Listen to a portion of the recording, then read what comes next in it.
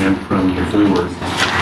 So I'd like to kind of focus on that for December and anticipate December, January. Anticipate this time being able to bring something back, a document back, at least a first draft for review to the full board in January. If the document is deemed acceptable or acceptable modifications, we could have the document distributed at that time, and would anticipate the RFP process being able to be concluded before the end of the fiscal year. Could we go over the makeup of that committee? I don't believe I have that information.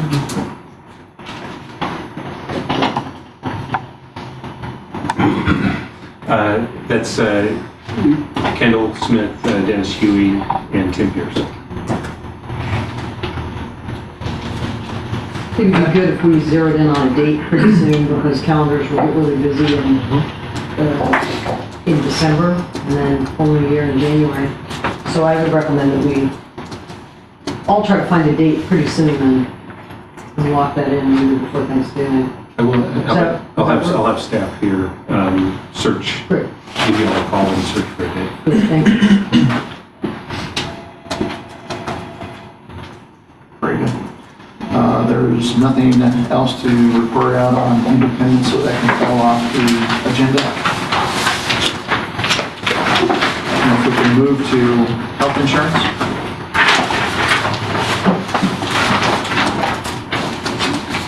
Our health presses as requested by one of the members last month. The new report shows expenditures and reserves going all the way back to 2003. I'm sorry, I tried putting it sideways and could not read it, it was so small. So for us older eyes, And that's what you need in a retirement system, right? right, For older eyes. right.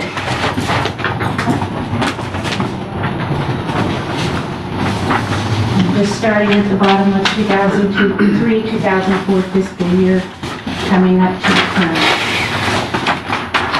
And the totals, of course, are all cumulative. The ones you probably would be looking at would be June of each year, the end of the fiscal year, how we ended with reserves or in the neighborhood.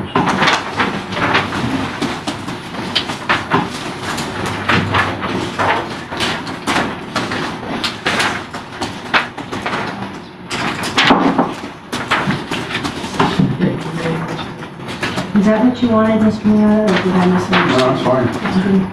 I think there was there was a question at the last meeting, really as to how to put into context any of the information, whether it's the reserve balance, the claims paid either for prescription or for general medical, and how those trended over the course of a year on months, looking year to date from past years. So we've assembled that information for you.